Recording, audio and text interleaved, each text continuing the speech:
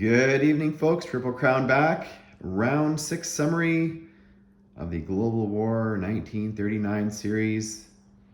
This is a continuation of the solo playtest started by Hilltop Pillbox and myself, which was face-to-face, and I am now continuing on solo. We'll get into round events right away. Biggest thing that happened was the Germans captured Moscow with ease. The Russians left it easily defended with 1 infantry. They backed out, and there's a horde of Germans. If the Russians had not done that, they would have been completely wiped out if they stacked all of their remaining forces there. So the German economy now is at about $130 next turn to spend, because they captured the Russian IPPs.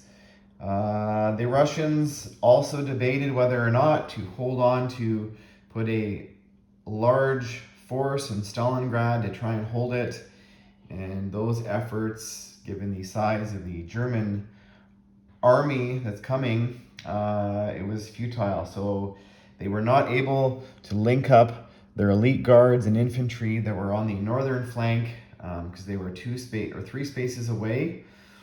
So they decided to back out and survive another day. So the Russians were not able to produce at their factory in Novosibirsk this turn. So Germany still has some cleanup to do. However, it appears now they are not really fighting a two-front war. They did not build at their minor ICs and their Axis minor territories. They did a maximum build of infantry in both Western Germany, Berlin, and also in Rome. And in Paris. And with their 2 armored trains, they were able to add an additional 6 units in Paris and drive back to Western Germany. And they weren't sure if they wanted to do that. However, they decided, or they felt, with the builds last turn, that Western Germany was safe if the Allies wanted to bring their transports around the Horn and do a landing in Western Germany. And the Allies also decided not to attack Paris after that fact, because the British could only attack with about 10 ground units, and the Germans were defending with the Italians about 22. So now the British, after their landing last turn, they now have equal units. So are they going to attack next turn? They felt they should wait one more turn. And if they attack next turn and they fail, well, the Americans will be able to go in and likely hold Paris, which is what you want to do. You don't want to be playing ping pong with Paris. When Paris is captured by the Allies, just in terms of so everybody knows what's going on, the minor IC is not destroyed. That is an exception. So the Allies want to be able to keep that, which will allow the French to build there eventually. The Italians are building infantry. Now, some interesting things happen when Moscow is captured. I did mention last turn why the British did go up in here into Norway, which prevented, when the Moscow was captured, the annexation or the Sweden becoming pro-Axis. However, Spain becomes pro-Axis. Now let me look it up. I have the notes here. I'm sorry, folks. Bear with me.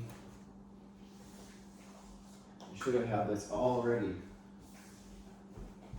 So Spain becomes pro-Axis if Paris is under control of the Axis and they control any of the 2 following: Leningrad, Stalingrad, or Moscow. And they do, so it becomes pro-Axis, which now the Italians have annexed.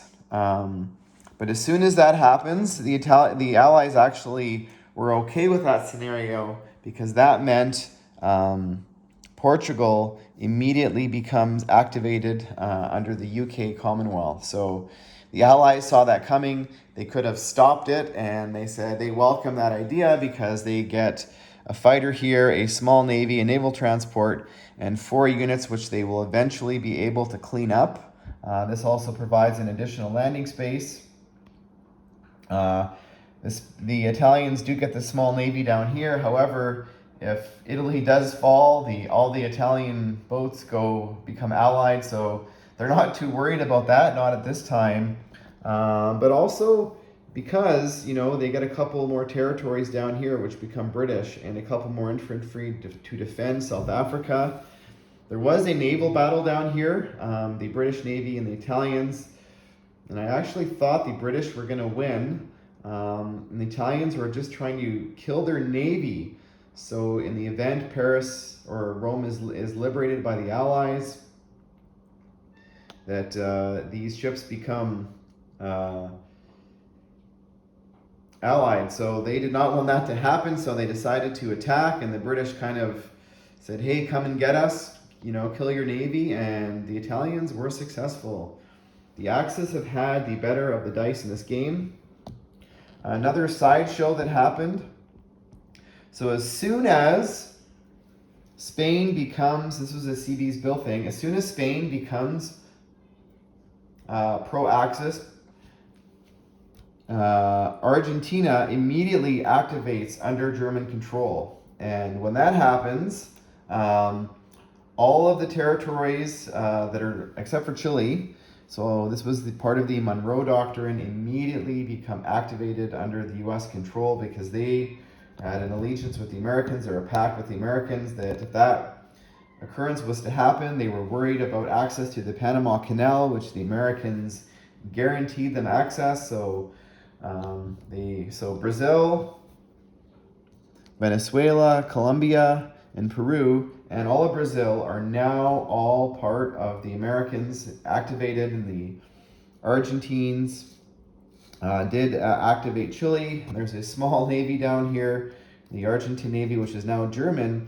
and there's a naval transport, and there's also an American Navy down here, which is Brazilian, and the Brazilian naval transport did retreat up here. So that is a sideshow that's going to happen. There's only infantry down here. The Americans did bring a naval transport down and drop off a couple more infantry in Boa Vista in Brazil, just to beef it up, so just in case the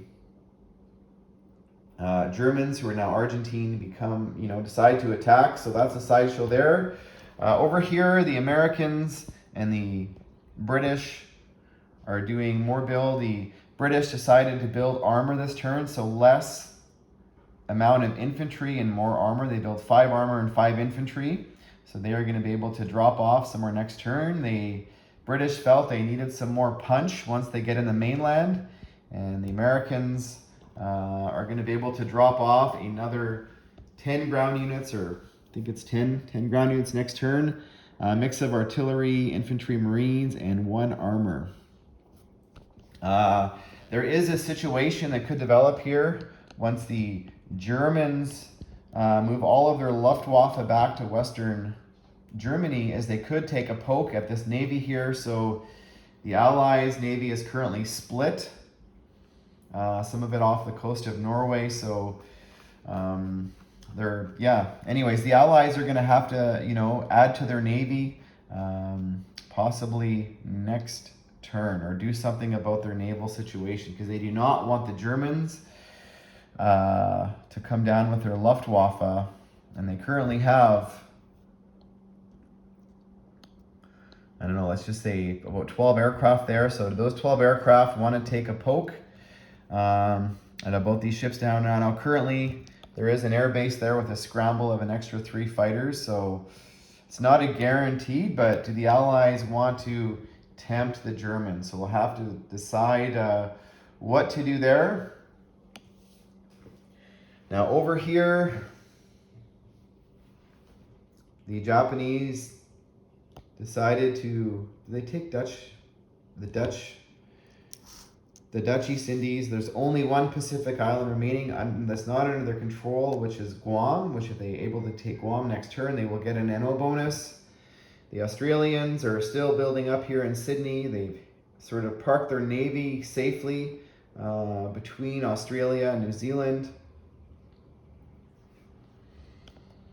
And the resurgence of the CCP, they've got, and their economy is at 9, so they're surrounding the Japanese, and the KMT is getting ready to possibly take a run at Shanghai or Hong Kong, so stay tuned for that. And the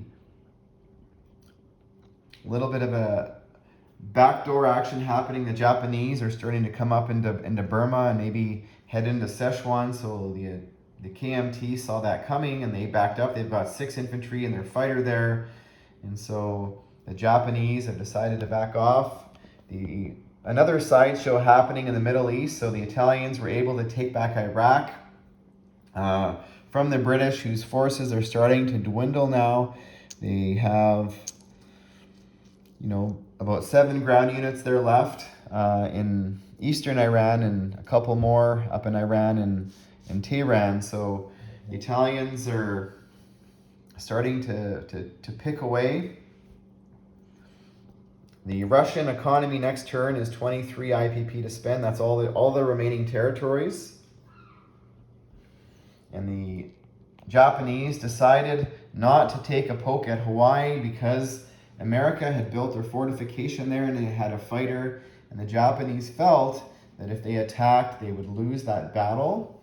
So they decided to bulk up some more, so they brought another couple naval transports over, and the Americans decided also to bulk up a little bit more. They brought 1 naval transport over, and so now there's 5 infantry and artillery and a fighter defending Hawaii, and the Japanese can come next turn with 6 naval transports and the complement now of 3 aircraft. So the Japanese might take a poke at Hawaii next turn, which if they do, and they're successful, would give the